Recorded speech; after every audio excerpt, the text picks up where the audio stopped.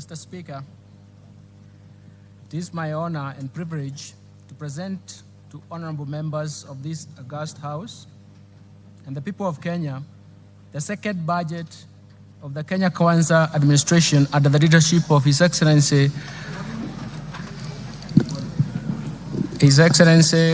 Dr. William Samoei Ruto, the President of the Republic of Kenya and the Commander-in-Chief of the Defense Forces. This budget reaffirms the priority policies and strategies for achieving the bottom-up economic transformation agenda that is progressively improving the livelihoods of Kenyans. This statement is presented in the fulfillment of the requirements of Standing Order number 241 of the National Assembly and Section 40 of the Public Finance Management Act 2012 that requires that the Cabinet Secretary for the National Treasury to make a public pronouncement of the budget policy highlights and revenue-raising measures for the national government. Mr. Speaker, since 2020, our economy has been unwinding from the effects of negative and even persistent global and domestic shocks that have pushed the economy to its lowest activity level. These shocks include the COVID-19 pandemic, second, the global supply chain disruptions, third, the effects of climate change from prolonged drought in 2021 and 2022, and even the floods of 2023-2024. And measures to mitigate these negative shocks embarked on structural reforms under the bottom-up economic transformation have been successful in ameliorating these effects. The efforts have reduced the cost of living and created vibrancy in the economy that has shown signs of strong economic recovery. Mr. Speaker, in several regions, Kenya has sunk into abject poverty, largely because markets in their segments were interfered with or not properly governed. The failure to protect and regulate markets disrupted their development and, more importantly, curtailed further investment in those sectors such as coffee, sugar, cotton, pyrethrum. The institutional failure problem pushed policy to fail. In this context, the bottom-up economic transformation agenda interventions at the bottom of the pyramid are targeted to ensure that the markets are properly governed to work for everybody, and especially the poor.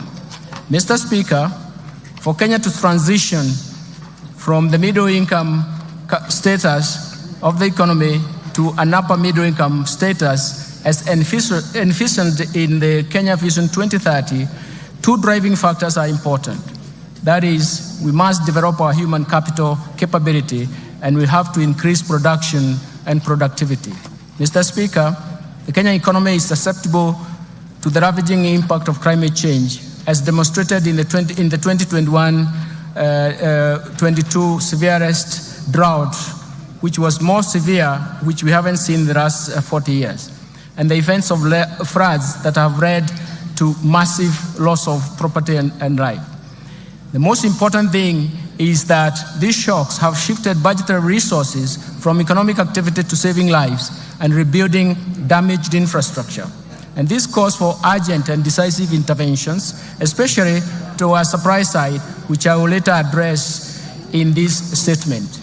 Mr. Speaker, our fiscal policy is geared towards supporting bottom-up economic transformation agenda through continued implementation of a fiscal consolidation plan designed towards slowing down the growth of public debt without compromising economic growth.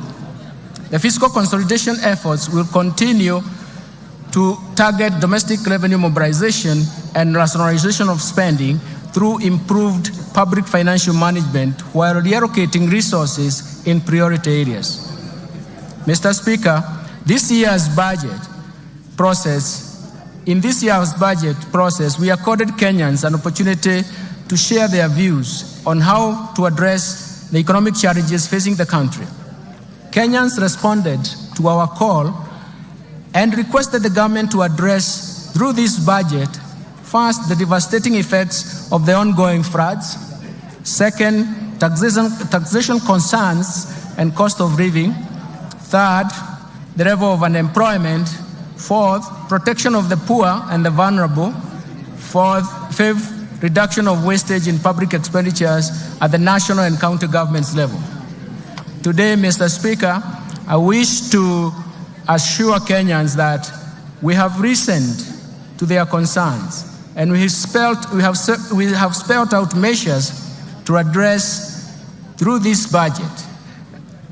In this regard, the budget highlights and even the government's plan to strengthen the resilience of our economy to navigate the global turbulence, accelerate economic transformation, and decisively address the overarching developmental challenges in line with better bottom-up economic transformation agenda.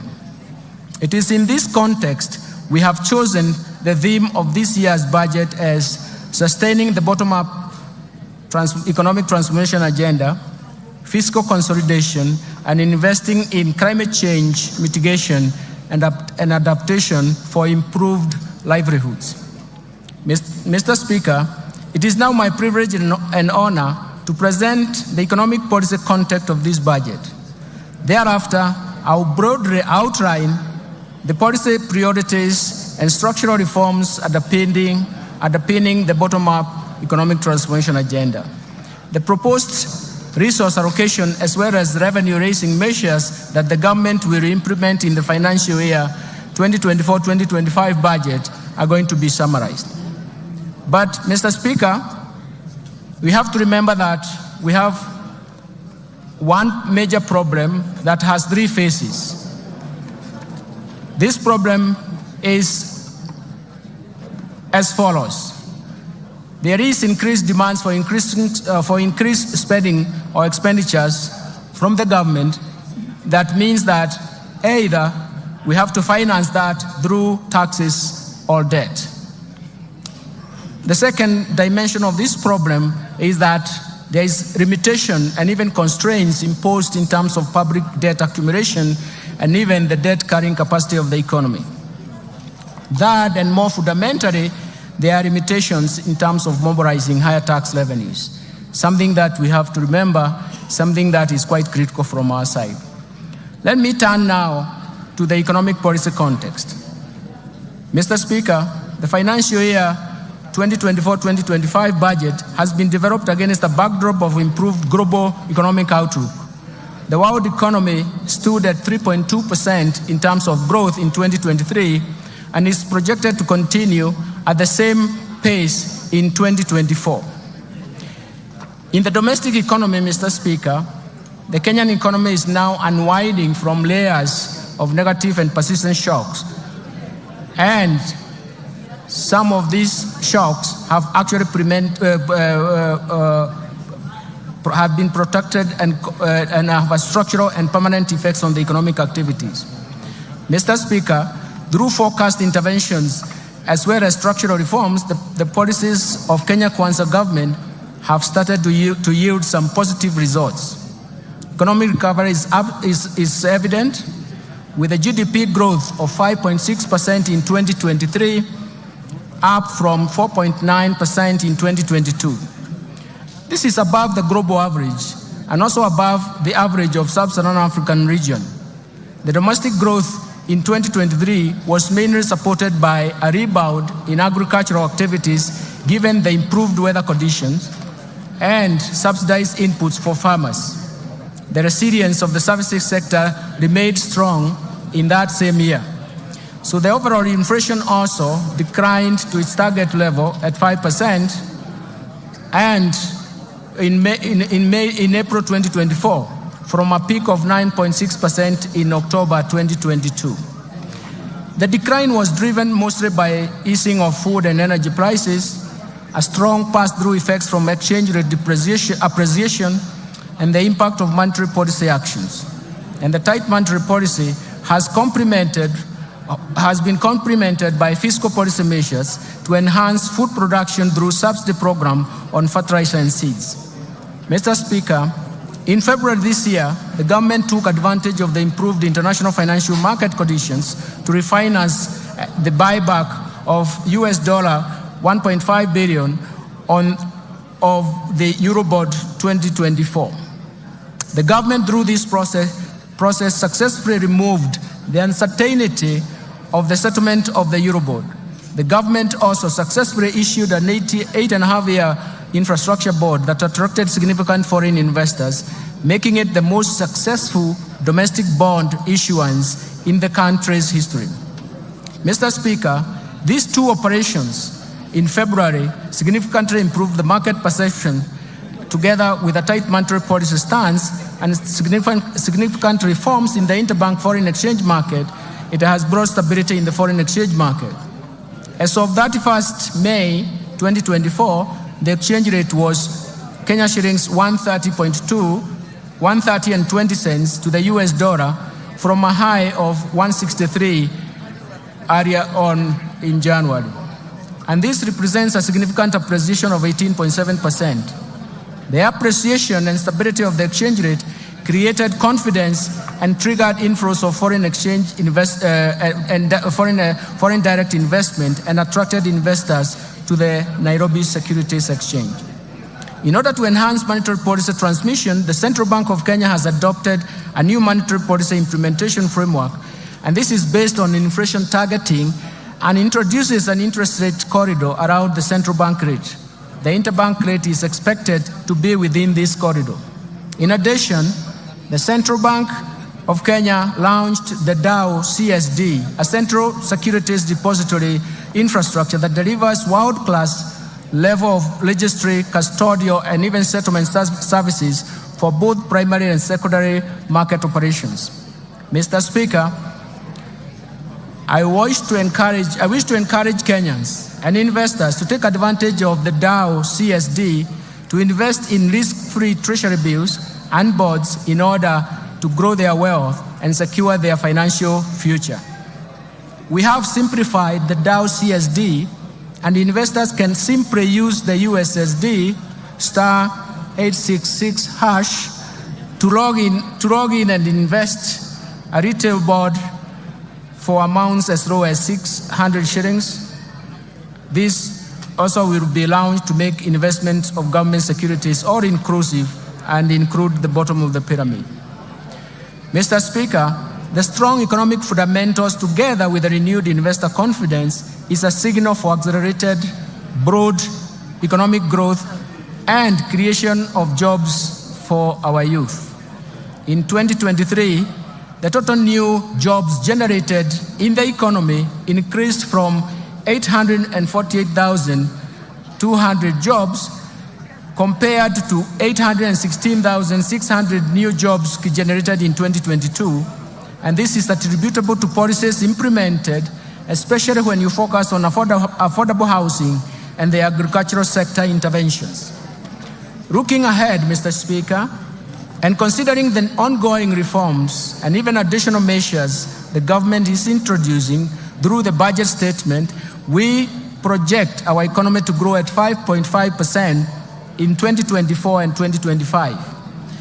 This strong growth will be supported by ongoing interventions at the bottom-up economic transformation agenda.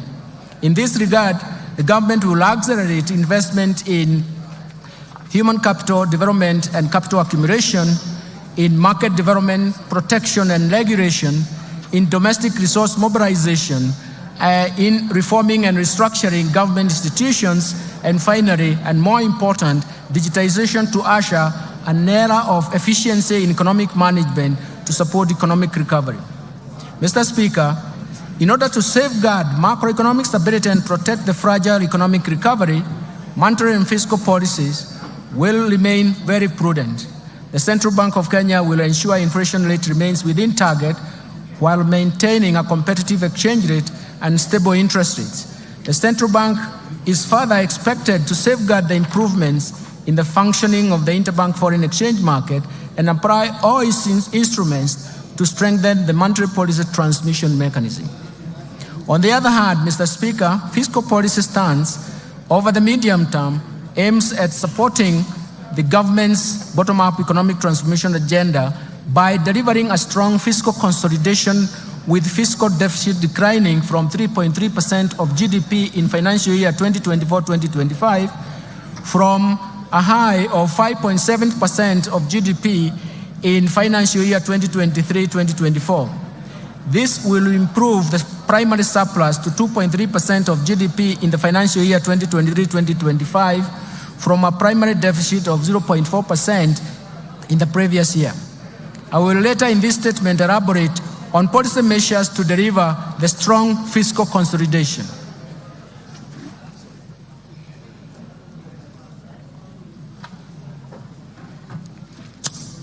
Mr. Speaker, this economic outlook is not without risks. We continue to witness external shocks and recurrence of extreme weather events that not only affects the economic activities, but also pose major fiscal risks. The government will take appropriate interventions to cushion the economy from these risks. Mr. Speaker, let me now expound on the policy priorities of the government to promote economic transformation and improve livelihoods for Kenyans. First, let me start with the bottom-up economic transformation agenda. To strengthen economic recovery, the government will accelerate the implementation of policies, programs, projects, and interventions in bottom-up economic transformation agenda. First, enhance agricultural transformation. Second, support micro, small, and medium enterprises. Third, provide affordable housing and settlement. Fourth, achieve universal health care. Fifth, support growth of the digital superhighway and creative economy that will support job creation. Towards actualizing these objectives, actualizing development objectives to the public, the government in March 2024 launched the fourth medium-term plan for the period of 2023-2027. The MTP4, as we call it, translates the better aspirations into concrete priority interventions to be implemented by both levels of government. These are premised on the value chain approach with sectors which will target sectors with the highest impact to drive the economy and sustain economic recovery. The key priority interventions focus on the following value chains. First, leather and leather products, textile and apparel, dairy, the tea industry, lice sector, edible oils, the brew economy, and natural resources including mineral and forest, and finally the construction and building materials. The value chain approach ensures rational resource allocation by eliminating wastage of resources occasioned by duplication, overlap, fragmentation, and ineffective coordination in the implementation of the program and projects, while promoting a whole of government approach to service delivery. To create employment, special focus has been given to investment in special economic zones and county aggregation and industrial parks, diversification of export markets, and market access of goods and services from micro, small, and medium enterprises. Mr. Speaker, the government will also undertake the following targeted strategic interventions to support economic transformation. First, the government will continue to maintain macroeconomic stability to enhance security, to foster a secure and conducive business environment while protecting Kenyans and their properties. Second, the government will scale up development of critical infrastructure in the country, such as roads, railway, air, seaports, energy, water, and reduce the cost of doing business and ease movement of people and goods, as well as promote competitiveness. Third, the government will enhance investment in key sectors for broad-based sustainable growth by promoting agricultural transformation, growth in manufacturing, environmental conservation, and climate change mitigation, stimulating growth in tourism and sustainable land use. And all this in management will actually refocus ourselves in terms of how we can get moving in these subsectors. Fourth, the government will enhance human capital development through investment in health, education, and appropriate social safety nets for vulnerable groups, vulnerable population, for improved social and economic outcomes.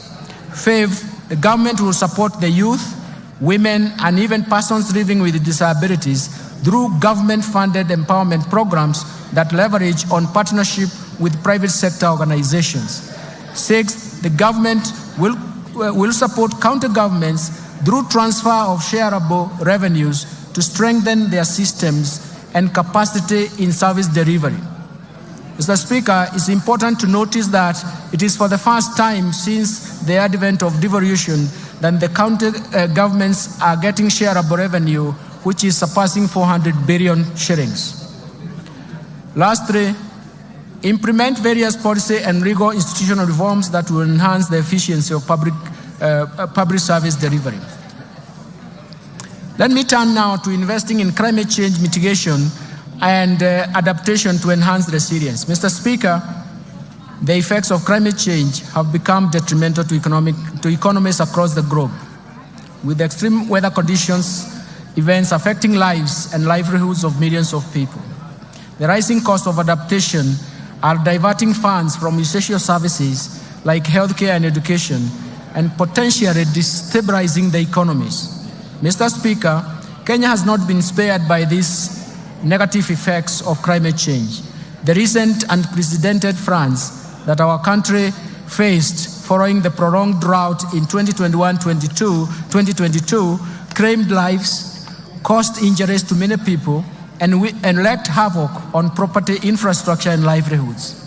The government responded promptly and undertook short-term measures to mitigate the devastating impacts of the drought and floods. Going forward, we shall formulate and implement long-term climate change adaptation and mitigation strategies to generate strong resilience pathways. Mr. Speaker, our climate action agenda is informed by the need to restore our degraded ecosystem that include forests, rivers, and wetlands. It is for this reason that His Excellency the President has rallied Kenyans to prioritize environmental conservation, implement aggressive reforestation, afforestation, and wetland restoration programs, and reverse the biodiversity loss and even land degradation. In response to the President's call, the government has stepped up climate adaptation mitigation efforts, including green energy, smart agriculture, decarbonizing manufacturing, e-mobility, and green building, all aimed at the attainment of zero carbon by 2050. I therefore urge all Kenyans to support the government's response to the ecosystem restoration that aims to grow 15 billion trees nationwide by the year 2030. Let me turn to policy, legal, and institutional reforms. Mr. Speaker, while we have made progress as a nation, we remain alive to structural constraints that impede the pace of economic development. Aware that sustainable economic transformation is predicated on timely implementation of appropriate policy, legal and institutional reforms, I propose the following interventions that will improve the business environment, increase efficiency in public service delivery, and strengthen the accountability and transparency of public finance management. First, let me focus on public procurement reforms. Mr. Speaker, in my last budget speech, I informed this House of the government's plan to fully automate public procurement and disposal processes by implementing an end-to-end e-government procurement system. Mr. Speaker, phase 1 of e-government procurement system has successfully undergone user acceptance testing and piloting in 12 selected MDAs and counties. This piloting will continue up to December 2024. The system comprises, among others, an e-marketplace, electronic marketplace for the common user items where prices for various outlets are feasible, allowing intense competition in procurement of these common user items. Once the e-government procurement system is rolled out, all MDAs and executive offices of county governments will be required to fully transition to the system, while state agencies and corporations, county assemblies, and even county agencies will be onboarded in the second phase within the 2024-2025 fiscal year. The system will reduce cost of goods, works, and even services between 10 and 15%, maximize value for money, and increase the transparency of procurement. Second, let me turn to restraining growth of public sector wage bill. Mr. Speaker, the public sector wage bill continues to rise, leaving few resources for development. Public sector wage bill stood at 38.2% of the ratio as a ratio of total revenue in 2021. To contain the wage bill, the government implemented a wage freeze in the financial years 2021-22, 2022-23, in addition to eliminating and streamlining the number of allowances. Further actions planned in relation to containing the wage bill include: first, all MDAs and county governments should review and rationalize their staff establishment to ensure affordability, fiscal sustainability with the right composition and skill sets. Second, the government will roll out a unified human resource information system for the entire public sector starting from 1st July. The system consolidates human resource and payroll data in the public service for access through single warehouse. The system has been linked to the Kenya Revenue Authority iTax to facilitate filing of payee returns. This reform will eliminate the multiple manual and standalone payroll systems. Third, the Salaries and Remuneration Commission will continue to streamline allowances paid in the public sector through harmonization and rationalization of categories, rates, rules for allowances. And fourth, the Salaries and Remuneration Commission will progressively review allowances and benefits in the future, collective bargaining agreements, and align them to the provisions of allowances policy framework for the public service. Third, let me turn to state corporations reform. In order to address the challenges faced by state corporations, including government-owned enterprises, the government will first privatize government-owned enterprises whose mandates are no longer relevant, those that require huge budgetary allocations for bailouts, and those producing goods and services that are more efficiently produced by the private sector. Second, restructure the state corporations through mergers and or transfer back to parent ministries or relevant state corporations to remove duplication of functions, and enhance the efficiencies and synergies in operations so as to optimize use of limited resources. And ensure state corporations are self-sustaining, generate additional revenue to the exchequer, and also ensure quality service delivery to Kenyans. In addition, Mr. Speaker, the government is committed to implement policy changes to ensure government-owned enterprises realize their full potential. You will note that in 2023, the cabinet approved the ownership policy for the government-owned enterprises. And this is a key governance reform framework. Mr. Speaker, to anchor the policy in law and to give effect to its operationalization, a draft Government-Owned Enterprise Bill 2024 has been finalized and is undergoing public participation. Once the process is completed and an approval granted by Cabinet, the bill will be submitted to this august House for consideration, and I'm seeking support from this House for approval of the bill. Mr. Speaker, we have also prepared a draft Government Investment Regulations 2024 to provide a framework for efficient and effective management of government investment. The draft regulations will be taken through public participation before submission to this House for consideration and, if possible, approval. Fourth, let me turn to pending bills. Mr. Speaker, in the last budget statement, I informed this House that the government plans to establish a pending bills verification committee to carry out a thorough analysis of all stock of pending bills for the period 1st July 2005 to 30th June 2022, and formulate measures to stop accumulation of pending bills going forward. Mr. Speaker, as you are aware now, His Excellency the President inaugurated the Pending Bills Verification Committee in November 2023. The committee received a total of 94,997 pending bills claims valued at Kenya shillings 662.3 billion. Analysis of the pending bill claims submitted by MDAs is ongoing. The general public has been given an opportunity to submit any pending bill claims owed by the national government. The committee is expected to complete its work and submit a report by October 2024 for implementation within the fiscal framework. Fifth, the national assets and inventory management reforms. Mr. Speaker, the National Treasury has initiated reforms geared towards automating assets and inventory management in MDAs as well as county governments.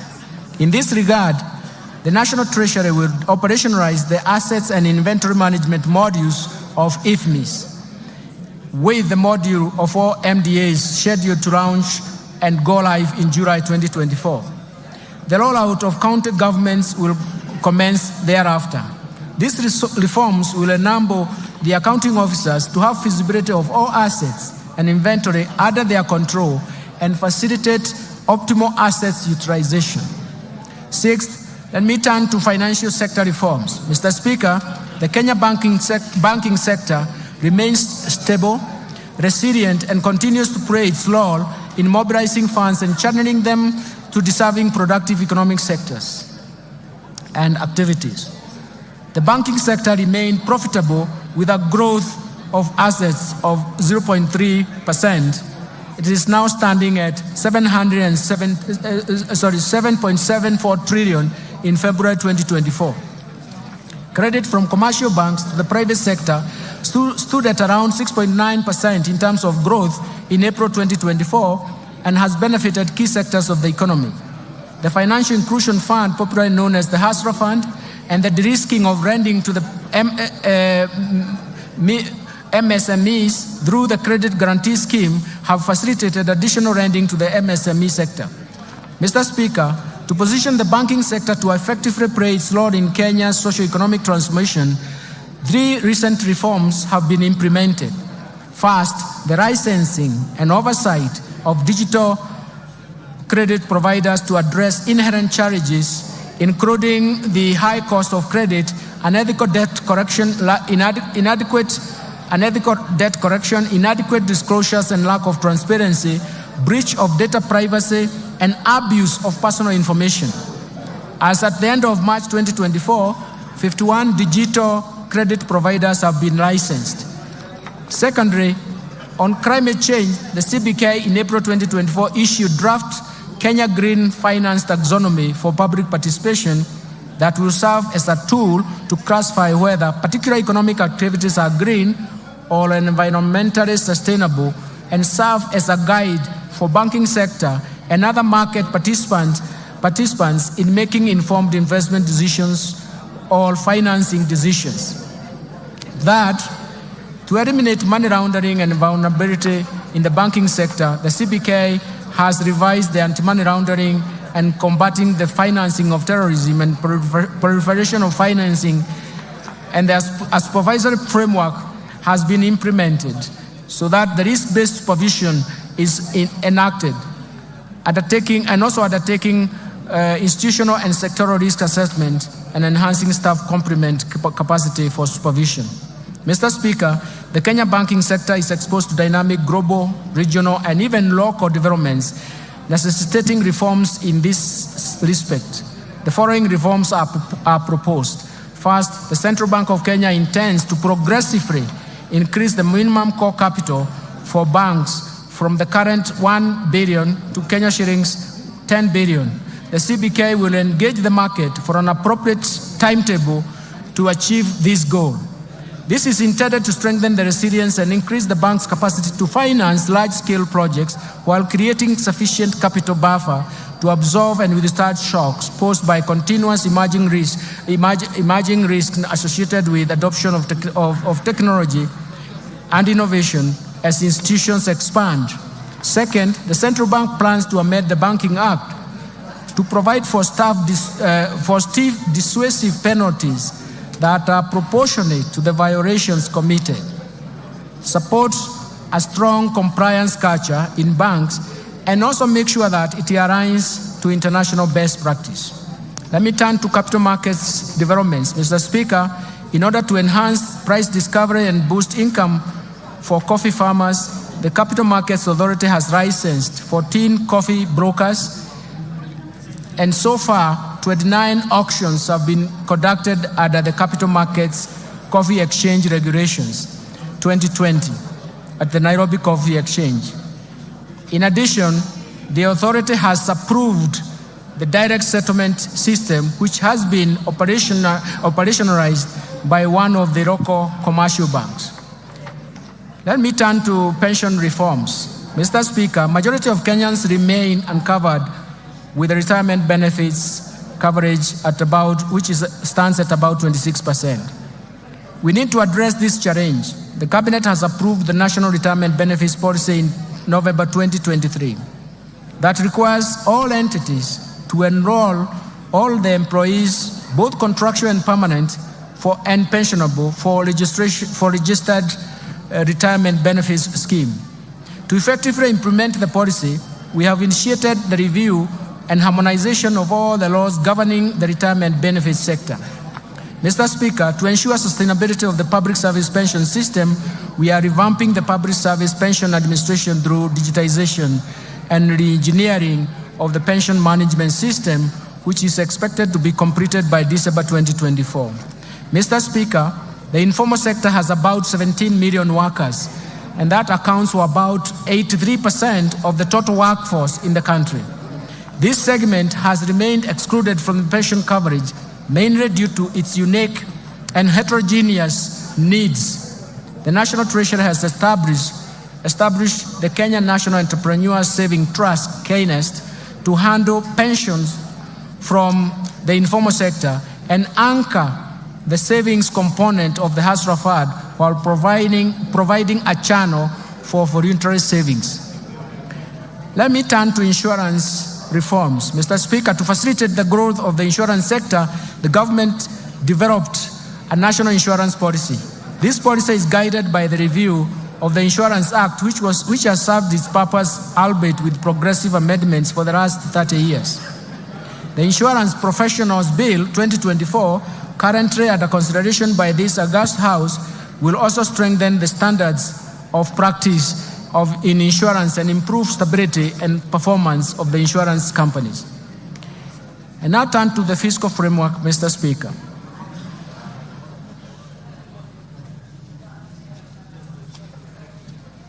Mr. Speaker, the government's fiscal policy is to enhance fiscal consolidation efforts to reduce debt vulnerabilities and rebuild fiscal buffers amid significant global and even domestic challenges. These external and domestic shocks that Kenya has experienced serve as a reminder of the importance of fiscal buffers. Mr. Speaker, the focus of our fiscal policy thus remains to reduce the deficit from 5.7% of GDP in the current financial year to 3.3% in the financial year 2024-2025. We're going to do this through various means. First, domestic resource mobilization. Mr. Speaker, implementation of government's plan for rapid and inclusive socio-economic transformation largely depends on robust revenue growth rate. Indeed, despite significant government investment in reforming the tax structure, the tax to GDP is estimated at 11.5% of GDP as of 2022-2023, against an estimated potential of 25% of GDP. And this is also the convergence criteria in the East African community countries. We therefore urgently need to address the challenges that negatively affects our revenue collection, some of these challenges include: first, there is an existence of hard-to-tax sectors. The economy is dominated by a large informal sector that is mostly outside the current tax instrument, leaving the country to rely on a narrow tax base, and it is time to reverse this trend. Second, proliferation of tax expenditures over the years. Tax expenditures are estimated right now at 2.9% of GDP if you consider the 2022 data, that it has major erosion to the tax base. Third, low tax compliance, largely attributed to factors such as the technical and complex nature of our tax laws and procedures, taxpayer apathy due to perceived inefficient use of tax revenues, high compliance costs, and inadequate taxpayer education. Fourth, there are difficulties in taxing emerging digital economy. The tax system is not fully equipped to deal with the emerging business models that leverage on the digital technology. Finally, Mr. Speaker, inadequate modern technology equipment for use at every stage or exit border points, misdeclaration and even misclassification of goods, inadequate customs border posts, infiltration of counterfeits, smuggling, and diversion of goods. Mr. Speaker, in order to address these challenges and enhance the revenue mobilization, we shall implement a combination of tax policy and administrative reforms. The reforms are premised on the need to ensure that taxes are more supportive to economic activity.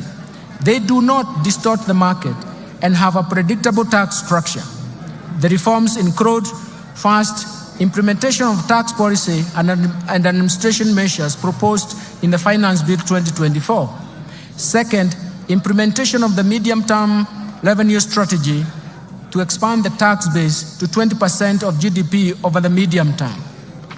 Third, to strengthen the tax administration for enhanced compliance through leveraging on technology to revolutionize tax processes, sealing revenue loopholes, and enhancing the efficiency of tax system. And finally, we're focusing on unlocking additional non-tax revenue potential by MDAs through the services they offer to the public. Let me turn to improving the efficiency of public expenditure. Mr. Speaker, turning to expenditures, we should ensure that our scarce resources are used in the most efficient and effective way. Mr. Speaker, in order to move towards a balanced budget and further improve efficiency in public spending, the following bold actions and reforms have been outlined in the financial year 2024-2025. First, rationalization of transfers to SAGAs by at least 30% from the financial year 2023-2024 approved budget, in line with the overall austerity measures cutting across all ministries, departments, and agencies. Second, curtailing spending on the following expenditure items: foreign travels, rationalization of all training expenses across government, and restricting all training to within government institutions, rationalizing all allocations for purchases of motor vehicles, and suspending purchases of furniture for a period of 1 year, and suspending all refurbishment and partitioning of government offices. Third, the expenditure control measures that include suspension of all new recruitment in the public sector for 1 year, for the next 1 year, audit and cleanse all public payrolls, pension, and transfers to the vulnerable, with a view to eliminate ghost workers, as well as enforce payments of salary scales and that are approved as recommended by SRC, and consolidation of public procurement for common user items. Fourth, minimizing government expenditure but by leveraging on technology, and this will entail use of Wi-Fi emails for efficient communication. 5, reviewing the insurance schemes, especially looking at Edu, Afia, indigence, public service, police, and prison commissions and independent offices under the universal health coverage, and align them to the Social Health Insurance Fund. The Social Health Insurance Fund now will be important because it will afford all Kenyans a universal health care with more benefits. 6th, suspending the policy of SAGAs investing surplus funds and enforce the requirement of PFM Act 2012 and the PFM Regulations 2015 to surrender such funds to the Exchequer. And finally, reviewing the regional development authorities to remove duplication of laws within those county governments and MDAs. Since the beginning of this financial year, the government has also implemented initiatives to contain the growth of expenditures. First, the government has undertaken measures to reduce spending to non-priority expenditures. Second, the public-private partnership framework targets commercially viable projects, but also considers the contingent liabilities that come under this framework. And third, we are reviewing the portfolio of externally funded projects with a view to restructuring and realigning them with bottom-up economic transformation agenda. All these initiatives, Mr. Speaker, will help lower the expenditures. I now turn to revenue measures, revenue projections. Mr. Speaker, with the policy measures and structural reforms highlighted above, we project total revenue corrections, including appropriations in aid for the financial year 2024-2025 budget to be Kenya shillings 3,343.2 billion, equivalent to 18.5% of GDP. Of this, ordinary revenue is projected to be Kenya shillings 2,917.2 billion, equivalent to 16.2% of GDP. Ministerial appropriations in aid is projected to be 426 billion shillings. Grants to this budget are provided at Kenya shillings 51.8 billion, all which is 0.3% of GDP. Expenditure projections. Mr. Speaker, total expenditure in the financial year 2024-2025 budget is projected at Kenya shillings 3,992 billion, or 22.1% of GDP. Of this, the recurrent expenditure will amount to Kenya shillings 2,840 billion, or 15.7% of GDP. The development expenditures, including allocations to domestic and foreign finance projects, contingency fund, and even equalization fund, is Kenya shillings 707.4 billion, equivalent to 3.9% of GDP. Total allocation to county governments is projected at Kenya shillings 444.5 billion, of which equitable share is 400.1 billion. Fiscal balance. Mr. Speaker, given the projected revenue grants against the projected expenditures, the fiscal deficit including grants is projected at 597 billion, equivalent to 3.3% of GDP, and this is down from Kenya shillings 925 billion, or 5.7% of GDP in 2023-2024. In this respect, the primary balance will improve to a surplus of 2.3% of GDP from a deficit of 0.4% of GDP in the current financial year. The fiscal deficit for 2024-2025 will be financed by net external borrowing of 333.8 billion, equivalent to 1.8% of GDP, and net domestic borrowing of 263.2 billion, which is equivalent to 1.5% of GDP.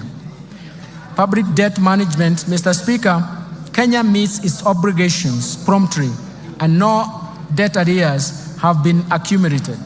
Public debt is projected to remain within sustainable levels on account of fiscal consolidation path that reflects the decline in the ratio of debt to GDP in present value terms over the medium term. To improve Kenya's debt sustainability and boost our credit rating position, the government will continue to implement measures to enhance growth of foreign exchange earnings. Our medium-term debt management strategy aims at lowering the cost and risks in the debt portfolio. In this regard, the government will slow down uptake of new external commercial debt and undertake liability management operations through debt swaps and other innovative solutions. The government will also diversify sources of financing through issuance of Panda bond, Samurai bond, and Skook in diverse financial markets in China, Japan, and the Gulf regions, respectively. The government will maximize use of concessional financing from bilateral and multilateral institutions to improve the debt sustainability and boost our credit rating. Let me turn to public-private partnership framework, Mr. Speaker. Due to the limited fiscal space, the government will continue to scale up the use of public-private partnership financing for commercially viable projects. Currently, there are 37 projects at various stages of PPP project cycle. In order to enhance viability of PPP projects, I will soon be proposing amendments to the PFM Act 2012 to speed up the process of financial close, as well as ensure that the related fiscal cost and contingent liabilities are within acceptable levels. Let me turn to public investment management. Mr. Speaker, in order to increase efficiency and effectiveness of public spending, the government will continue to implement public investment management regulations at the national government and commence a rollout of county governments. The regulations are aimed at streamlining and initiating execution and delivery of public projects within the timelines. Further, the government will roll out public investment management information system to all MDAs to improve the management of development projects in the country. Strengthening financial management reforms is very critical, and now I'll turn to this migration to accrual accounting, Mr. Speaker. The transition to accrual accounting from cash basis marks a significant milestone in our nation's journey to strengthening public finance management. In recognition of this, the Cabinet in March 2024 approved the transition from cash to accrual basis of accounting to improve cash management and enhance the financial and fiscal reporting. The accrual accounting will enable the government to account for all assets and liabilities, including all government assets. With accrual accounting, we will also be able to account for all pending bills, public debt, and pension liabilities. Mr. Speaker, this is an important step to strengthen the public finance management, and I will therefore direct all MDAs and county governments to migrate to accrual accounting starting July 2024. This effectively means, Mr. Speaker, that the last financial statement to be prepared on cash basis by national and county governments will be for the financial year 2023-2024.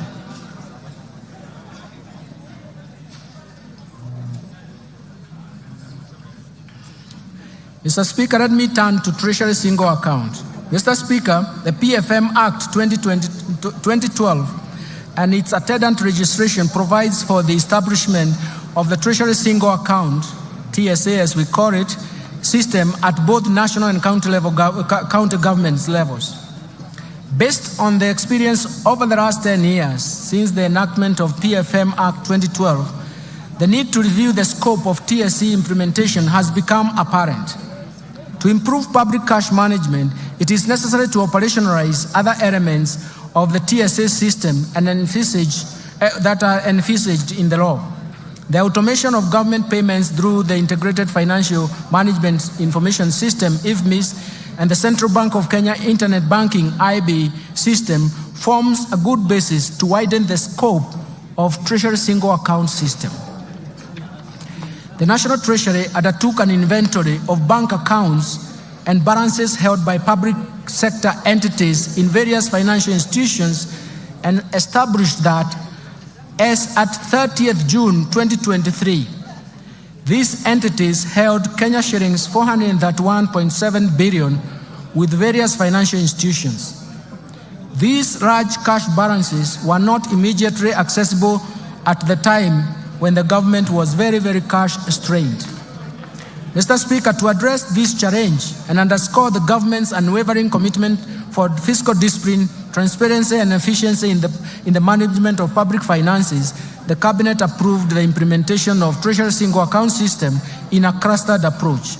The system will consolidate government cash resources into a single account held at the Central Bank of Kenya and sub-treasury single accounts at the commercial banks. The National Treasury in this respect will establish a treasury function to manage the TSA and the TSA sub-account structure so that every day the government financial position is known and ascertained.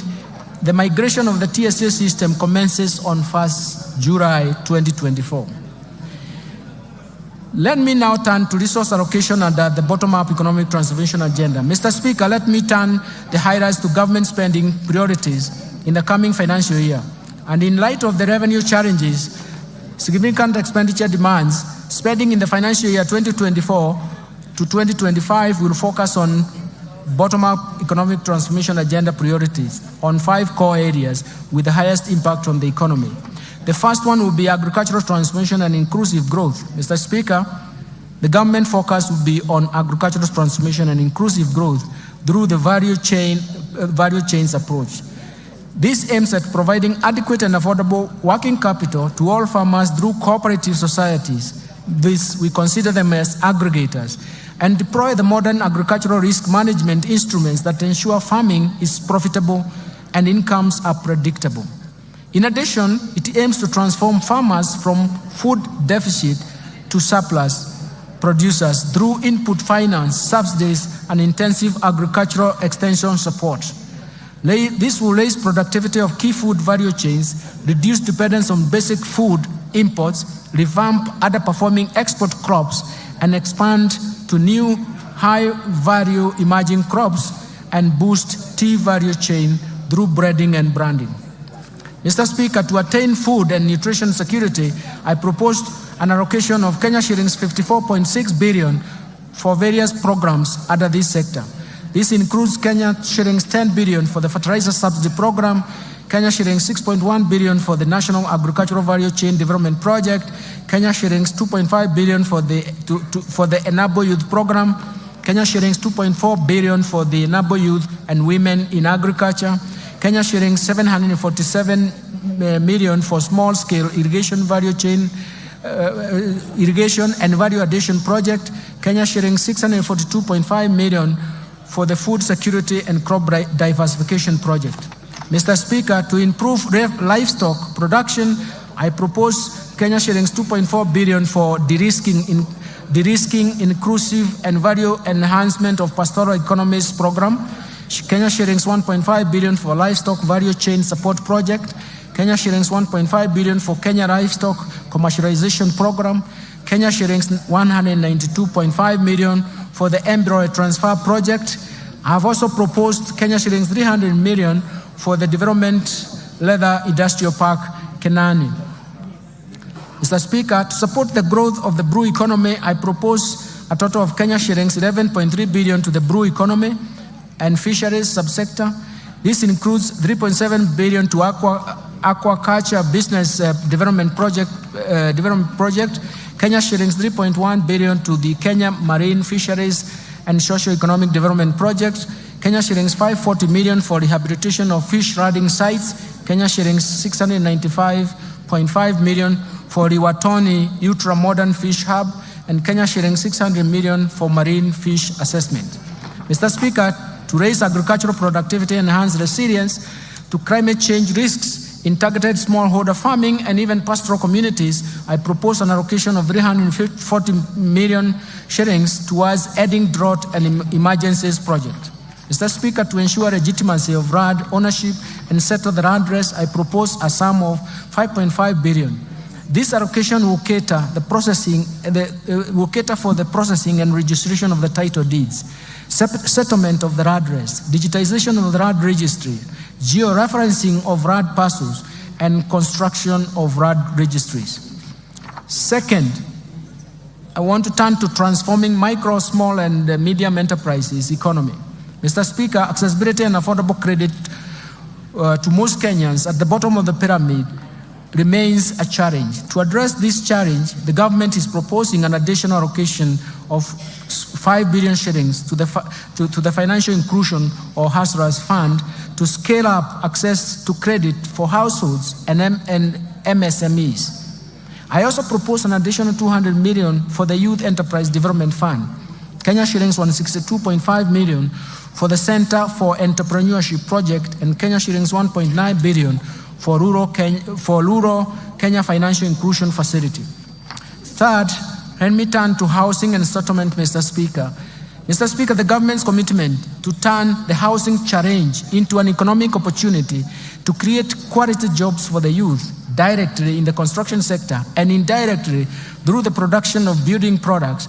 This will be achieved through, among other measures, facilitating a delivery of 200,000 houses per annum and enabling low-cost housing mortgages.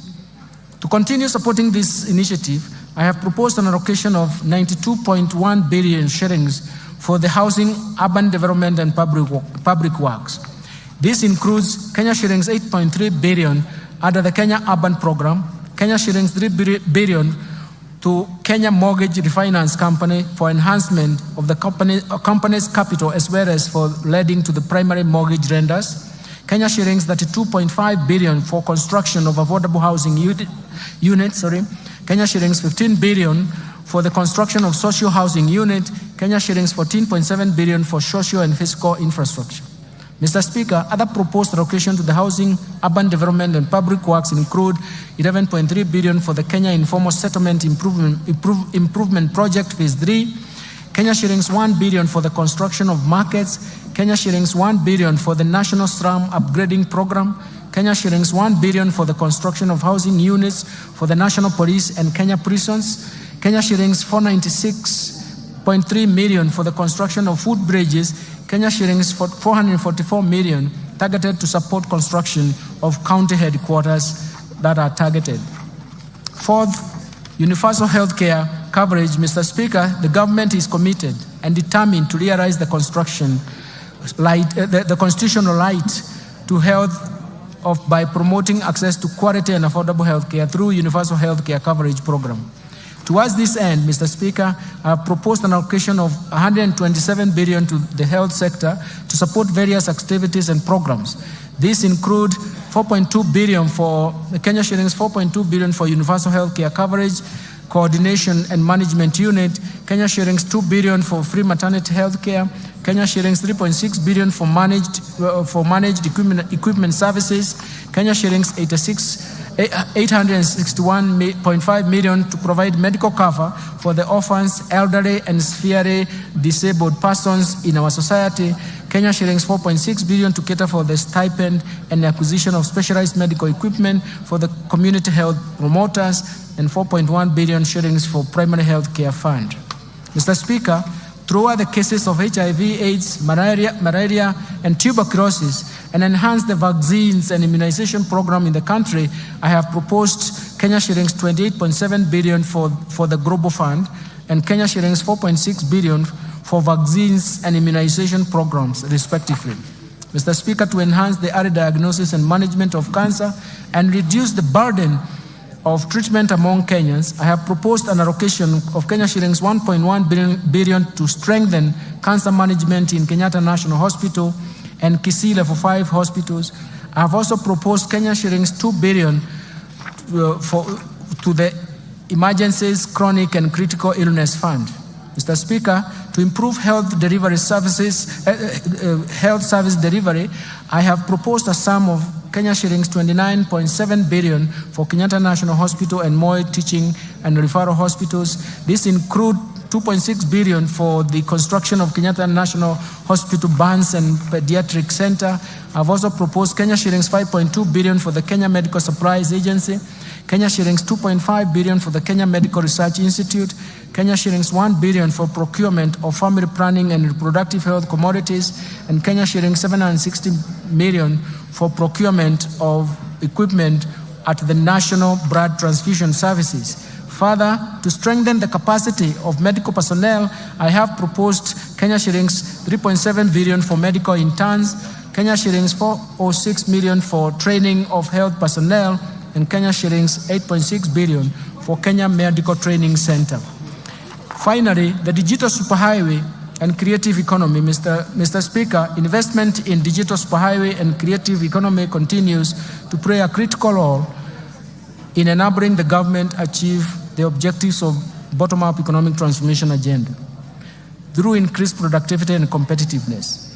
On the creative economy promotion and of music, theater and graphic design, digital animation, fashion and craft, among others, continues to create jobs opportunities for the youth. Mr. Speaker, to support the growing digital superhighway and creative economy, I have proposed an allocation of Kenya shillings 16.3 billion to fund the initiatives in the information, communication, and technology sector. Specifically, this proposed allocation includes 1.1 billion for government shared services, 704 million for digital superhighway, 2.3 billion for the construction of Kenya Advanced Institute of Science and Technology at Concert Technopolis, 2.8 billion for Kenya Digital Economy Acceleration Project, and 2.8 billion for maintenance and rehabilitation of the last mile county connectivity network. In order to fast track the developments of the Concert Technopolis city, I have proposed an allocation of 1.5 billion for the horizontal infrastructure phase 1 and Kenya shillings 5.2 billion for the Konsa data center and smart city facilities. Other key allocations to critical sectors supporting better include investment in critical infrastructure. Mr. Speaker, the government continues to expand and maintain critical infrastructure in roads, railways, sea, and airports to achieve socio-economic transformation that will also enhance Kenya's competitiveness and facilitate cross-border trade and regional integration. Towards this end, I have proposed an allocation of Kenya shillings 193.4 billion for development of roads. This includes 86.2 billion to support construction of roads and bridges, Kenya shillings 37.7 billion for the rehabilitation of roads, and Kenya shillings 69.5 billion for road maintenance. Mr. Speaker, to expand the railway transport and even associated infrastructure, I have proposed Kenya shillings 25.2 billion. I have also proposed Kenya shillings 2.4 billion for infrastructure development at Dogokudu Special Economic Zone, Kenya shillings 1 billion for Nairobi Bus Rapid Transport Project, Kenya shillings 316 million for promotion of e-mobility project, and Kenya shillings 239.4 billion for the development of Nairobi Railway City. To facilitate movement of goods and people in our inland waters, I have proposed an additional Kenya shillings 200 million for acquisition of ferries for Lake Victoria. Mr. Speaker, to scale up production of reliable and affordable energy, I have proposed an allocation of 69.7 billion to the energy subsector. This includes Kenya shillings 27.8 billion for the national grid system, Kenya shillings 24 billion for rural electrification, Kenya shillings 14 billion for the development of geothermal energy, Kenya shillings 2.2 billion for the alternative energy technologies, and Kenya shillings 920 million for the development of nuclear energy. Mr. Speaker, I now turn to improving education outcomes. The government continues to invest in education to improve education outcomes and create a level playing field for all Kenyan children. Mr. Speaker, from this end, I have proposed a total allocation of 656.6 billion, or 27.6% of total expenditures to the education sector. This includes Kenya shillings 358.2 billion to the Teacher Service Commission, Kenya shillings 142.3 billion for basic education, Kenya shillings 128 billion for higher education and research, Kenya shillings 30.7 billion for technical vocational education training. Mr. Speaker, the allocation of the education sector includes Kenya shillings 9.1 billion free primary education, 61.9 billion shillings for free day secondary education, Kenya shillings 30.7 billion for junior secondary school capitation, and Kenya shillings 5 billion for the examinations fee waiver. In addition, Mr. Speaker, I have proposed an allocation of Kenya shillings 13.4 billion for the conversion of 46,000 junior secondary school interns to permanent and pensionable terms. Kenya shillings 1.3 billion for the training of teachers on competency-based curriculum, and Kenya shillings 360 million for the digital literacy program and ICT integration in our secondary schools. Mr. Speaker, to support infrastructure and infrastructure development and ensure safe learning in our schools, I have proposed an allocation of Kenya shillings 3.2 billion for primary and secondary schools infrastructure, Kenya shillings 1 billion for construction of classroom for junior secondary schools, and Kenya shillings 2.3 billion for the construction and equipping of technical training institutes and vocational training centers. Further, I have proposed Kenya shillings 11.1 billion for the Kenya Primary Education Equity in Learning Program, Kenya shilling 1.8 billion for construction of integrated resource centers, and Kenya shillings 1.5 billion for the Kenya Secondary Education Quality Improvement Project. Mr. Speaker, other proposed allocations to the education sector include Kenya shillings 1.1 billion for the research, science, and technology innovation. Mr. Speaker, the government is implementing the new funding model for public universities and TVET institutions through the provision of government scholarships and loans apportioned according to students' need. The new funding framework seeks to offer students whose households are at the bottom of the pyramid equal opportunity in accessing university education as well as technical training. Towards this end, Mr. Speaker, I have proposed an allocation of Kenya shillings 35.9 billion to the Higher Education Loans Boards for provision of loans to university and TVET students. Kenya shillings 16.9 billion for the scholarship for university students, and Kenya shillings 7.7 billion capitation and scholarship for TVET students. Let me move now to supporting manufacturing for job creation. Mr. Speaker, further to promote local industries, I have proposed an allocation of Kenya shillings 23.7 billion under various implementing ministries, departments, and agencies. Out of these, 4.5 billion will support establishment of county integrated agro-industrial parks, Kenya shillings 1.9 billion for supporting access to finance and enterprise recovery SAFA project, Kenya shillings 1.1 billion for construction of investor sheds in Athi River, Kenya shillings 1.9 billion for establishment of 6 flagship export processing zones hubs, Kenya shillings 440 million to the development of special economic zones textile park in Naivasha, and Kenya shillings 1 billion for the Kenya Jobs Economic Transformation KJET. In addition, Mr. Speaker, in order to revitalize and maximize benefits from our cash crops, the government will make further investments towards revival and enhancement of output. In this respect, Mr. Speaker, I have proposed Kenya shillings 2 billion for Coffee Cherry Revolving Fund. This is in addition to Kenya shillings 4 billion allocated in the current fiscal year.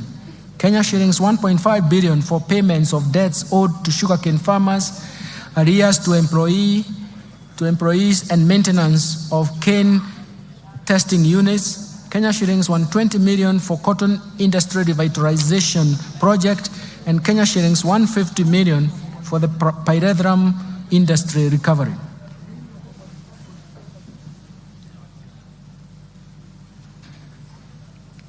Mr. Speaker, in order to reduce over-reliance of the importation of edible oils and encourage local production and processing, I have proposed Kenya shillings 90 million for the coconut industry revitalization project, Kenya shillings 260 million for the National Edible Oils Crop Promotion Project, and an allocation to National Agricultural Value Chain Development Project, which includes support for cashew nut development. Mr. Speaker, to enhance milk processing, I have proposed Kenya shillings 1.5 billion for excess milk mop-up, Kenya shilling 500 million for modernization of KCC milk factories, and Kenya shillings 250 million for the construction of a milk factory in Narok. Mr. Speaker, to equip our youth with essential training and internship opportunities, I have proposed an allocation of 1.3 billion for the Kenya Industry and Entrepreneurship Project, Kenya shillings 119.9 million for the construction of industrial research laboratories, and Kenya shillings 114.3 million for the constituency industrial development centers. I will now turn into improving security, Mr. Speaker. Mr. Speaker, enhanced national security creates an enabling environment for businesses to thrive while aiding faster economic recovery.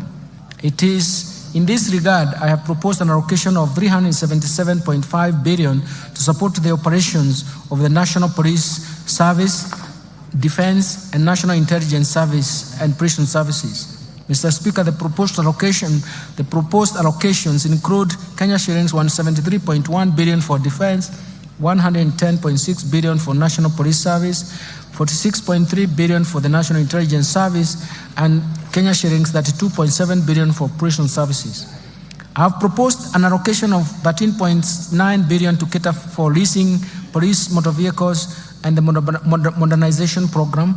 Mr. Speaker, to step up the war on crime and embrace support to administration of justice, I have proposed Kenya shillings 918.4 million to equip the National Forensic Laboratory. Protecting the vulnerable groups, Mr. Speaker, as a caring government, we shall continue to protect the vulnerable members of our society.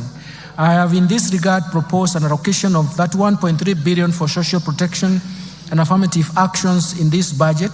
Mr. Speaker, out of this allocation, Kenya shillings 18.6 billion will cater for cash transfers to elderly persons, 7.9 billion for orphans and vulnerable children, Kenya shillings 1.2 billion for persons living with severe disabilities. Mr. Speaker, the proposed allocation includes 1.5 billion for the Kenya Hunger Safety Net Program, Kenya shillings 1.9 billion for the Kenya Social and Economic Inclusion Project. In addition, 815 million will go to Child Welfare Society of Kenya, 400 million to the Presidential Bursary for the orphans, Kenya shillings 600.1 million for National Council for Persons Living with Disabilities, and Kenya shillings 100 million for the National Albinism Support Program, and Kenya shillings 100 for National Autism Support Program. Let me turn to equity, poverty reduction, women and youth empowerment. Mr. Speaker, the most pressing challenge in our country at the moment is lack of jobs or job opportunities for the youth.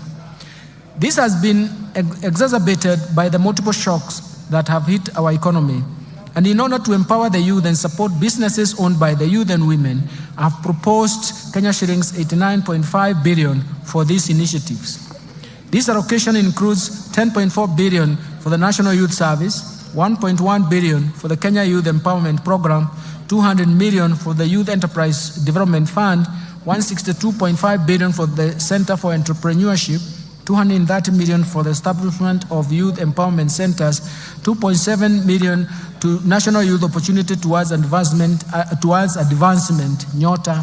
In addition, I have proposed Kenya shillings 649.8 million to strengthen the film industry in Kenya.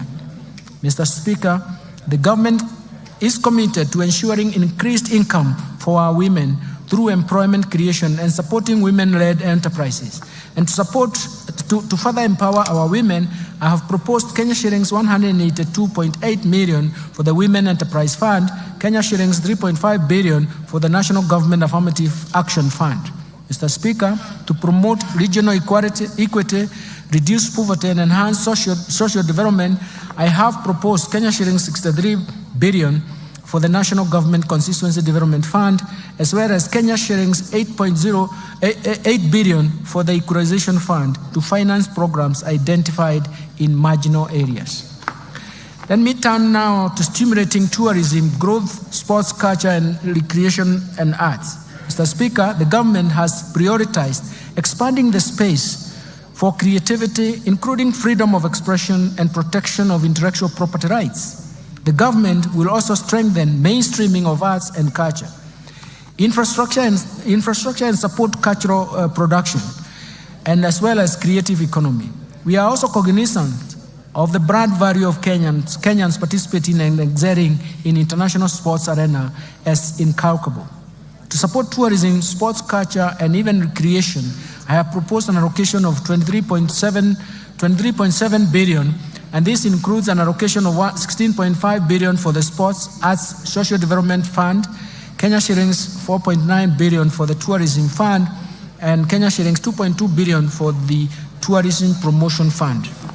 Let me turn to environment protection, water and natural resources. Mr. Speaker, in order to support environment and water conservation and respond to climate change, I have proposed an allocation of Kenya shillings 10.7 billion for forest resources conservation and management, 1.7 billion for forest research and development, 2.7 billion for environment management and protection, 5.9 billion for the Kenya Financing Locally Led Climate Action Project, 1.6 billion for meteorological services, and Kenya shillings 13.1 billion for wildlife security, conservation, and management.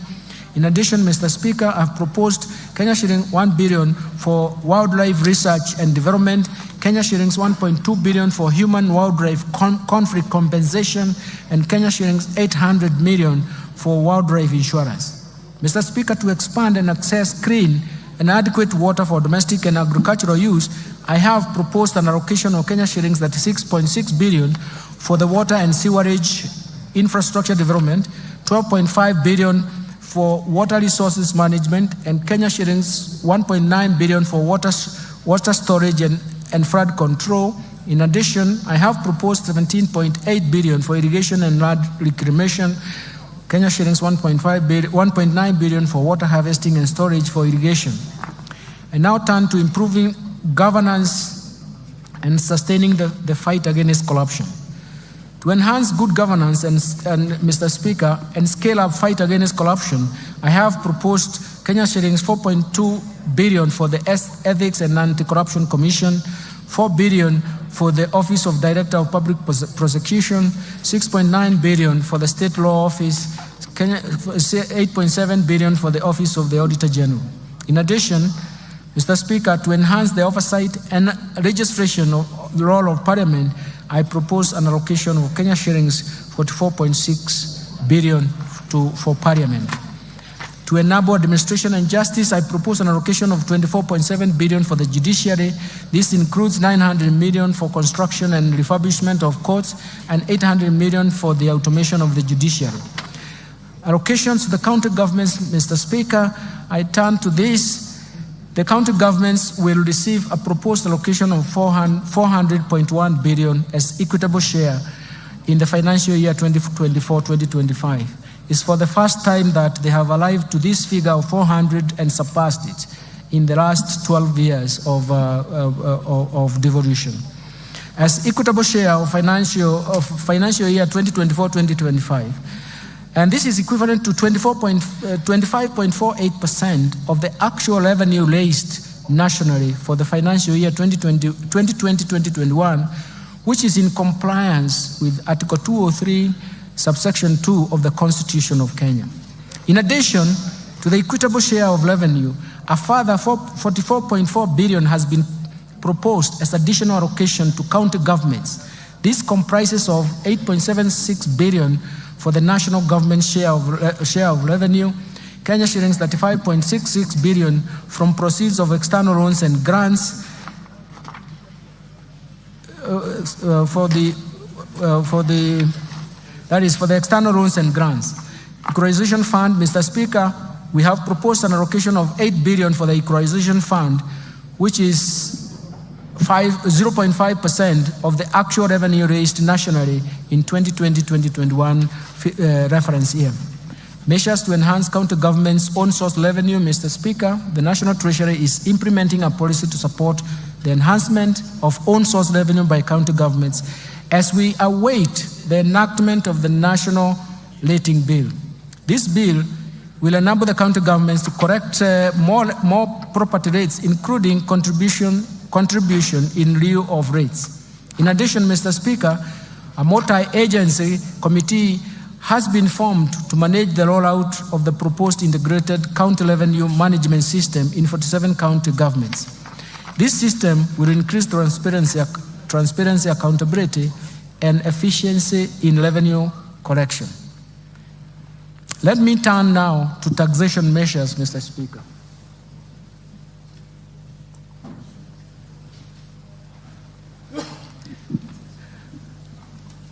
The policy measures to support the budget, the tax policy measures supporting the budget for the financial year 2024-2025 budget are very, very critical. In the course of this year, we embarked on tax policy review through a number of tax studies that will support the development of a progressive tax system. Mr. Speaker, the objective of these reforms is to develop an elaborate tax policy that will raise adequate revenue to finance recurrent as well as development budgets. For this to materialize, we intend to first to develop diverse methods to enlarge the tax base. Second, we want to make sure that we minimize tax expenditures that amount to Kenya shillings 396 billion, which is equivalent to 2.9% of GDP as of 2022.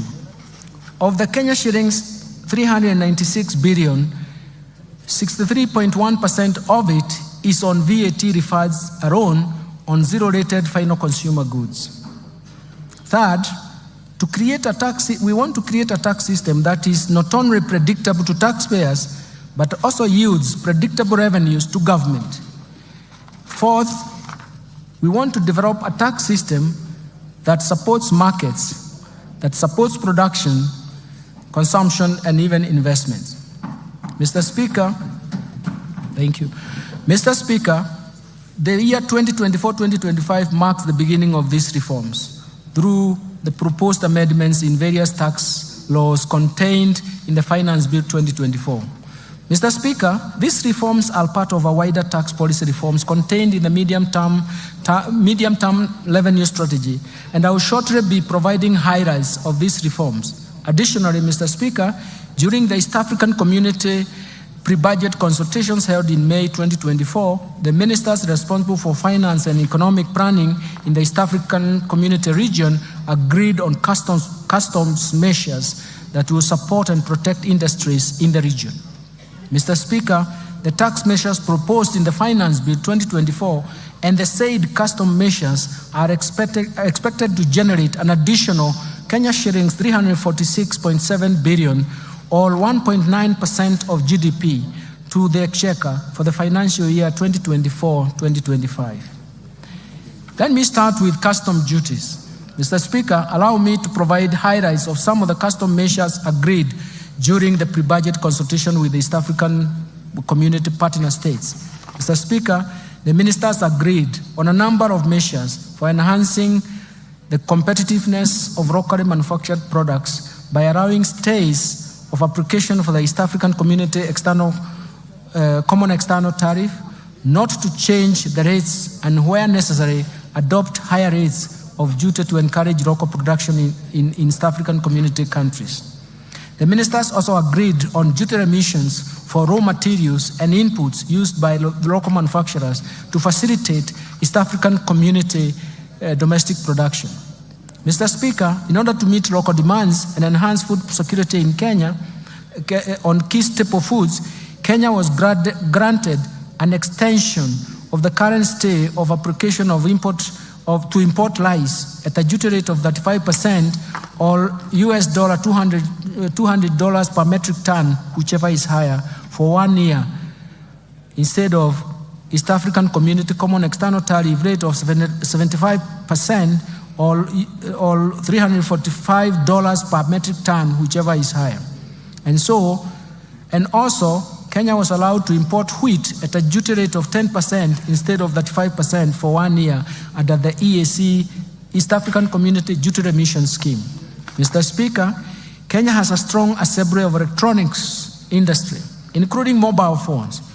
In order to further open up the ICT sector to more investors, Kenya requested for duty remission on inputs for manufacture and assembly of smart telecommunication devices, including mobile phones, laptops, and tablets. This request was granted. Mr. Speaker, the local assembly of automotives continues to facilitate job creation with positive ripple effects in other supportive sectors, especially in the manufacturing of spare parts. In this regard, Kenya continued to develop capacity in the assembly of prime movers, road tractors, trailers, to meet both local and regional demand. In order to safeguard this capacity, Kenya was granted a stay of application of East African Common External Tariff rate of 10% to apply a duty rate of 25% for prime movers and 35% for trailers for 1 year. Further, in order to continue supporting the assembly of motorcycles in the region, East African Community ministers in this regard agreed to extend the duty remission on importation of raw materials for the manufacture of parts used in the assembly of motorcycles, including leaf springs and wiring harness. In addition, ministers agreed to extend duty remission for completely knocked down kits for assembly of motorcycles at the rate of 10%. Mr. Speaker, the growth of investment in metal and allied subsector has enhanced the capacity to manufacture various iron and steel products in the region. To safeguard the gains in this subsector, the ministers agreed to retain the duty rate at 35% with the corresponding specific rates for imported iron and steel products for a further 1 year. In order to promote and protect textile and apparel sector, which is one of the 9 bottom-up economic transformation agenda value chains prioritized in this budget, Kenya was allowed to apply a rate of 25% on selected fabric products with corresponding specific duty rates in order to curb undervaluation and under-invoicing of imported products. Further, to ensure competitiveness of textile products that are produced locally in sufficient quantities, Kenya was granted a stay of application and will apply a higher duty of 35%.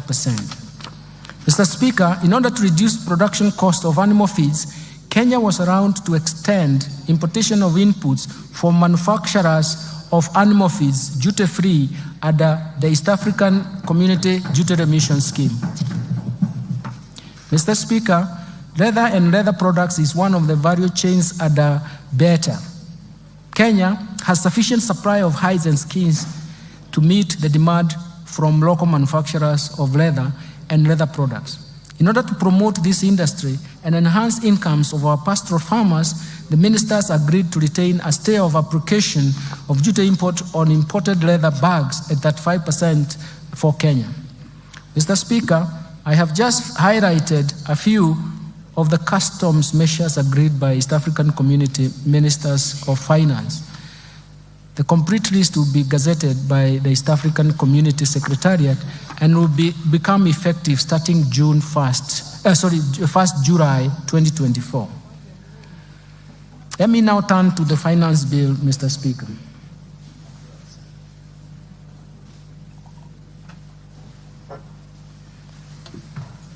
Mr. Speaker, allow me to highlight tax policy measures proposed in the Finance Bill 2024. I will begin with the proposed amendments to the Income Tax Act, followed by Value-Added Tax, Excise Duty Act, Tax Procedures Act, and miscellaneous fees and levies. Mr. Speaker, let me start with amendments to the Income Tax Act. Currently, retirement benefits, Mr. Speaker, are subjected to tax. This taxation ceases at the age of 65 years. In order to support the retired employees, I propose to amend the Income Tax Act to exempt all retirement benefits paid from the Registered Pension Fund, Registered Provident Fund, Registered Individual Retirement Fund, and National Social Security Fund and the Public Pension Scheme upon attainment of the retirement age. Mr. Speaker, for the individuals who take up early retirement, this exemption will only apply if the individual has contributed to the pension scheme for a period of 20 years from the date of registration as a member.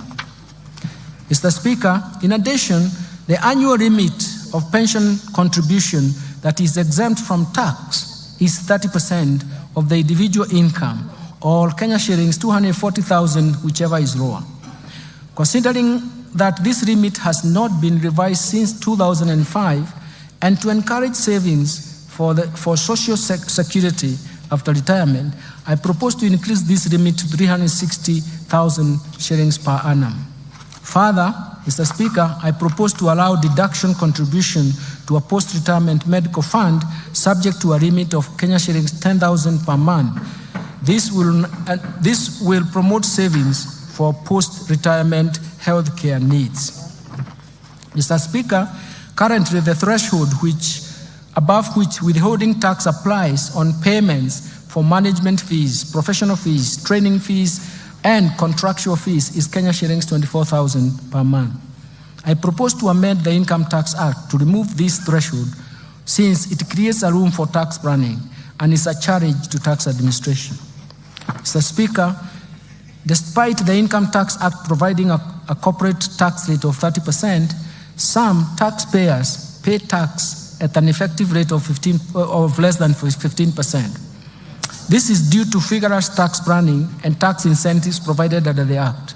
To prevent this practice, I propose to amend Income Tax Act to introduce a minimum top-up tax payable by a multinational group with a consolidated annual turnover of euro 750 million, whose effective corporate tax rate is below 15%. Mr. Speaker, the spectrum of license fees paid by telecommunication operators are currently not tax deductible, creating unfairness in the tax system. In this regard, I propose to amend the Income Tax Act to allow telecommunications network operators to deduct the spectrum licenses fees over a period of 10 years.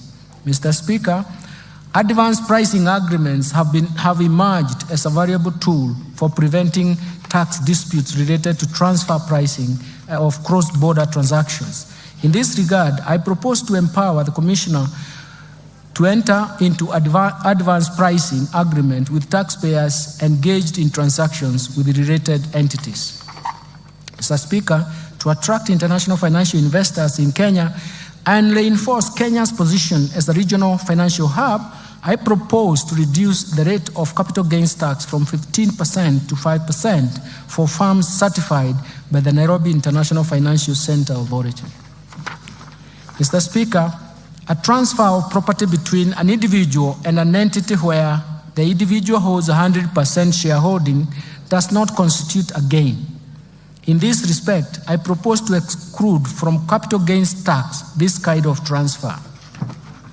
Mr. Speaker, the digital services tax was introduced to prevent tax-based erosion occasioned by migration of traditional businesses from physical shops to online platform that is not feasible by the Commissioner of Tax for tax purposes.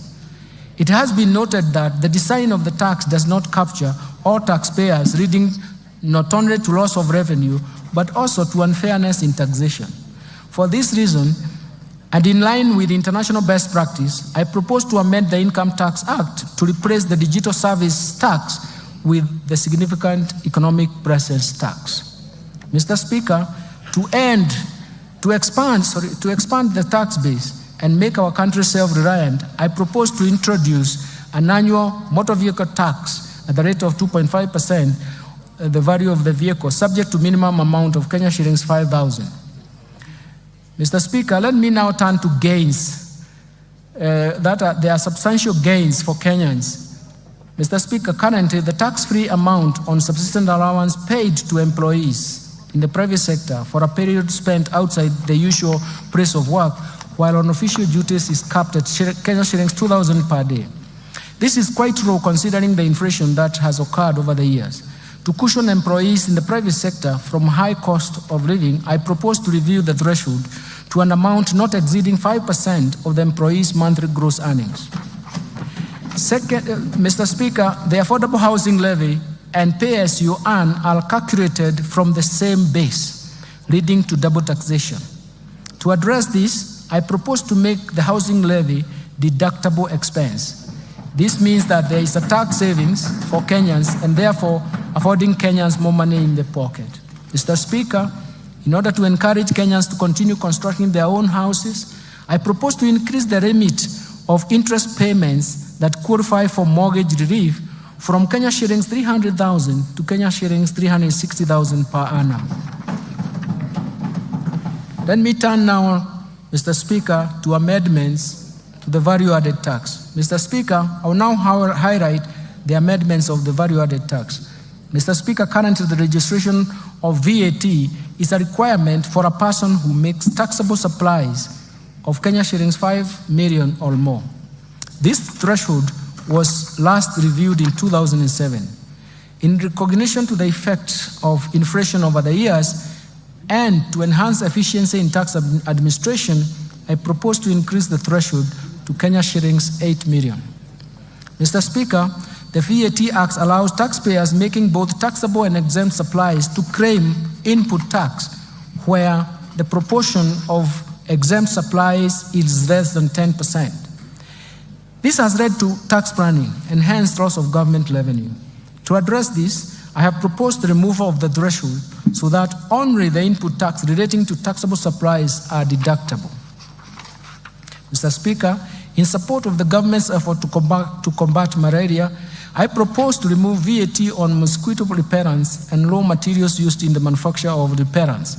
This will encourage local production of the repellents.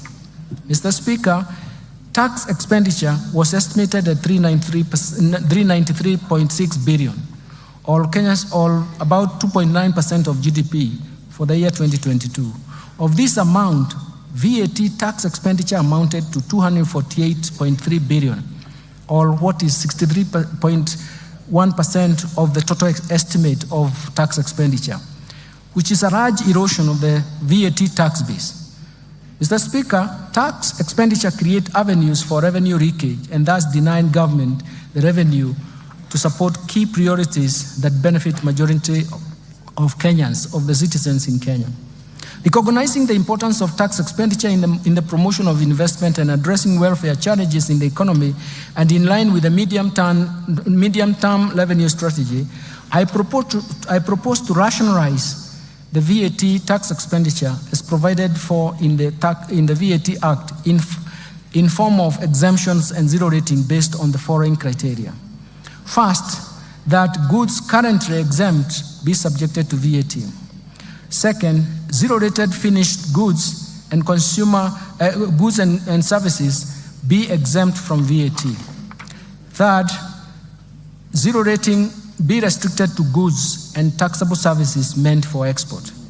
Based on the above, Mr. Speaker, based on the above criteria, Mr. Speaker, I have proposed several amendments to the first schedule of the VAT Act in order to move some goods and services from exempt to vatable status. In addition, I have also proposed amendments to the second schedule of the VAT Act so that we can move some of the goods and services from zero rating to either exempt status or vatable. This rationalization is expected to expand the VAT tax base and create fairness in taxation. Let me turn now to amendments in the Excise Duty Act.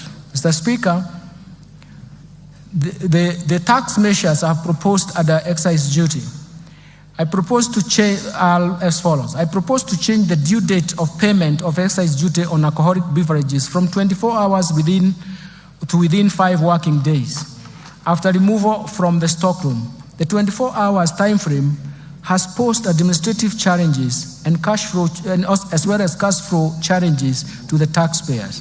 Mr. Speaker, to protect local assemblies and create fairness and equity in taxation, I propose an introduction of excise duty on imported fully built motorcycle at the rate of 10% of the customs value, in addition to specific tax duty rate of Kenya shillings 12,952.83 cents per unit, whichever is higher. Mr. Speaker, participation in betting, gaming, prize competition, lotteries continues to affect socio-economic fabric of our society, given their addictive nature. Mr. Speaker, last year we raised the excise duty on these activities from 7.5% to 12.5% to discourage participation. Despite this increase, participation rate in these activities by Kenyan citizens, especially school-going children and young adults, continues to persist. To further discourage this behavior, I propose to increase the excise duty tax rates to 20%. Mr. Speaker, in line with research findings commissioned by the National Treasury on the taxation of alcoholic beverages, I propose to review the excise duty structure on wines and beer from specific rates per litre to the rate of Kenya shillings 22 shillings and 50 cents per centiliter of pure alcohol. In other words, we want to start taxing alcohol beverages on the basis of alcohol content. Further, I propose to change excise duty rate on spirits from specific rates per litre to Kenya shilling 16 per centiliter of pure alcohol. This new structure of taxation based on alcoholic content does not distort the markets and does not affect the investment decision, and it is expected to encourage responsible consumption behavior of these alcoholic beverages.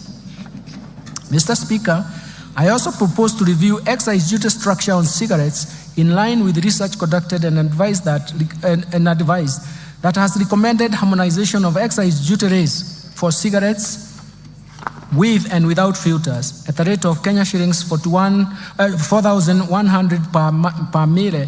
This will reduce the incentive for misdeclaration and illicit trade. Mr. Speaker, I propose to increase the excise duty rate from Kenya shillings 1,594.50 cents per kilogram to Kenya shillings 2,000 per kilogram on products containing nicotine or nicotine substitute to address their adverse effects on human health. This excludes those approved medicinal products.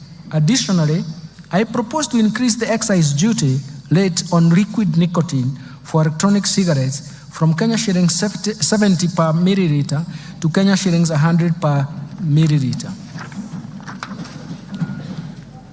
Mr. Speaker, to provide fair treatment to both residents and non-residents offering excisable services, I propose to amend the Excise Duty Act to charge excisable services offered in Kenya by non-residents through a digital platform. Mr. Speaker, the Finance Act introduced excise duty on fees charged on advertisement of alcoholic beverages, betting, gaming, lotteries, and prize competition on TVs, print media, billboards, and FM stations. This resulted to a shift in choice of advertisement platform from the traditional media to internet and social media. To create a level playing field and to achieve the intended purpose, I propose to expand the scope of this tax to include fees charged on internet and social media advertisements. Mr. Speaker, in order to enhance the administrative efficiency in the issuance of excise licenses to persons dealing with excisable goods or services, I have proposed an amendment to provide for issuance of licenses within 14 working days upon receipt of all required valid documents by the Commissioner. Mr. Speaker, the Finance Act 2023 introduced duty on imported eggs, potatoes, onions at the rate of 25%. To promote trade across East African region, I propose to the removal of this excise duty on imported eggs, potatoes, and onions originating from East African Community Partner States, subject to goods meeting the East African Community Rules of Origin. Mr. Speaker, currently, excise duty is 15% on the following: telephone, internet data services, fees charged on money transfer services by banks, fees charged on money transfer by agencies and other financial services providers, and the fees charged on cellular phone service providers. I propose to retain the excise duty rate of 15% on fees charged on money transfer services by cellular phone service providers to benefit retail electronic payments ecosystem. Let me now move to amendments to Tax Procedures Act. Mr. Speaker, I will now highlight those proposed amendments of the Tax Procedures Act. Currently, there is no validity period for the agency notices issued for enforcement of correction of unpaid taxes. This gap often leads to tax disputes and delayed revenue correction. To address this, I propose to amend the Tax Procedures Act to provide 1 year validity period for agency notices. Mr. Speaker, in order to align the timelines for claiming VAT and in the Tax Procedures Act and VAT Act, I propose to delete the reference on timeliness for claiming refunds at the VAT Act so that the applicable timeline is the 6 months that is provided under the Tax Procedures Act. Mr. Speaker, currently registered manufacturers whose value of investments is in the preceding year, in the preceding 3 years is at least 3 million, are exempted from withholding tax. In order to promote equity and create fairness to all manufacturers, I propose to amend the Tax Procedures Act to remove this exemption. Mr. Speaker, I propose to amend the Tax Procedures Act to clarify that enforcement and correction of taxes will be undertaken where a decision of the tribunal or court is in favor of the Commissioner, and stay orders have not been obtained against the decision. Mr. Speaker, the 60 days provided to the Commissioner in the Tax Procedures Act to review documents submitted by the taxpayers in support of an objection of tax assessment by the Commissioner are not adequate. To ensure comprehensive review, and in order to give the Commissioner adequate time, I propose to extend the timelines to object decisions of the Commissioner from 60 days to 90 days. Let me now move to amendments to miscellaneous fees and levies. Mr. Speaker, last year, 17.5% export and investment promotion levy was introduced on imported goods that are also locally produced in adequate quantities. In the Finance Bill 2024, the list of goods has been expanded and the rate of the levy has been reduced to 3% for most of the goods and others 10%. Mr. Speaker, in order to facilitate the National Intelligence Service to carry out its mandate, I propose to amend the Miscellaneous Fees and Levies Act to exempt the National Intelligence Service from payments of import declaration fee and railway development levy on security equipment and motor vehicles imported or purchased locally for official use. Mr. Speaker, the high production and importation of hazardous goods, particularly electrical and electronic devices, into the country has led to significant increases in electronic waste. We call it e-waste in Kenya. This surge in waste production poses a considerable risk to both the environment and human health. In this regard, I propose to introduce eco-levy on various products to be payable in line with the polluter pays principle.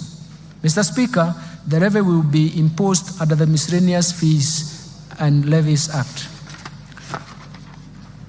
Then we turn to the amendments to the Kenya Revenue Authority Act. Mr. Speaker, to enhance public knowledge and literacy on tax matters, I propose to amend the Kenya Revenue Act to enable Kenya School of Revenue Administration collaborate with other institutions of higher learning, develop curricula, assess, examine students, and award certificates in tax matters. I have submitted this amendment in a separate bill. In conclusion, Mr. Speaker, the government, under the leadership of His Excellency, the President, Honorable Dr. William Samoei Ruto, has succeeded in steering the economy through a very difficult period of global and domestic challenges. Remarkably, the economy has recovered from the lagged effects of COVID-19 pandemic and unwinding from persistent and successive domestic and external shocks that created some permanent effects. Mr. Speaker, the policies and structural reforms outlined in this budget have laid a firm foundation to protect the fragile recovery for a sustained socio-economic transformation. Financing development is critical to this economic transformation. That is why raising adequate revenues is a core pillar to this economic transformation and growth. I'm confident that these measures will create jobs. They will strengthen economic recovery, and they will reduce the cost of living in the country, thereby providing the much-needed relief to the common mwananchi. I therefore urge honorable members and all Kenyans to support the implementation of the measures contained in this budget for our mutual prosperity. Finally, Mr. Speaker, achieving prosperous Kenya requires leadership and support of every Kenyan. For this reason, I wish to thank His Excellency the President, Dr. William Samoei Ruto, and His Excellency the Deputy President, Honorable Rigathi Gachagua, for their continued wise guidance and leadership and even perseverance to long hours of working to get things right. My special appreciation goes to Prime Cabinet Secretary, the Attorney General, my fellow Cabinet Secretaries, and the respective Principal Secretaries and accounting officers and staff of all MDAs for their support and contribution to the financial year 2024-2025 budget making process and contributions to these budget proposals. My sincere appreciation also goes first to you, Honorable Speaker of the National Assembly, and your counterpart in the Senate, the majority and minority leaders of the entire House leadership, including respective clerks, for overseeing the approval process of the budget estimates for the financial year 2024-2025 and related documents. Second, to honorable chairs, members of both Budget and Appropriation Committee and Finance and National Planning Committee, and all the other departmental committees of this House, as well as of the staff of the Parliamentary Budget Office, for their constructive input, excellent leadership during the approval process and the discussions that we have had in the process of these budget proposals. Third, Let me thank my colleagues at the National Treasury and Economic Planning led by Dr. Chris Kipto, the Principal Secretary and the National Treasury, and James Mohati, the Principal Secretary of State Department of Economic Planning, for their commitment, dedication, and support in the preparation of this budget process, including their own leadership in their own MDAs. Fourth, I want to thank the management and staff of the Central Bank of Kenya, Kenya Revenue Authority, financial sector regulators, and other MDAs for their contributions and advice during this budget process. My gratitude also goes to the multilateral and bilateral development partners for their continued technical and financial support. And further, I thank the private sector for its sustained contribution to the discussions we have had to support the growth of our economy. Sixth, I wish to appreciate the media and non-state actors for their active engagement and even participation in the 2024-2025 budget process. Mr. Speaker, I remain immensely grateful to my family and their support and inspiration as I execute my duties at the National Treasury and Economic Planning, which is not an easy task, I can tell you. Lastly, Mr. Speaker, my utmost gratitude goes to all Kenyans for their contributions, proposals, and suggestions received during the finalization of the budget proposals. The outcome of these measures are to our own benefits and a reward to perseverance on the difficulties that we have gone through and to solve the difficulties ahead of us. Thank you, and may God bless you. Mr. Speaker, before I resume my seat, you recall that I have already submitted to this House the budget estimates and the Finance Bill 2024 together with the accompanying documents as required by the Public Finance Management Act 2012. Today, I further submit the following documents to this august House, and I request that you graciously receive them. First, the budget statements for the financial year 2024-25. Second, the 2024 budget policy statement. Third, estimates of revenue, grants, and loans for the financial year 2024-2025 budget. Fourth, financial statements for the financial year 2024-2025 budget. Fifth, medium-term debt management strategy 2024. Sixth, budget highlights, the Mwananchi guide, the financial year 2024-2025 budget. And finally, statistical annex of the budget statements for the financial year 2024-2025. Thank you, Honorable Speaker. I beg to move. Thank you, Minister.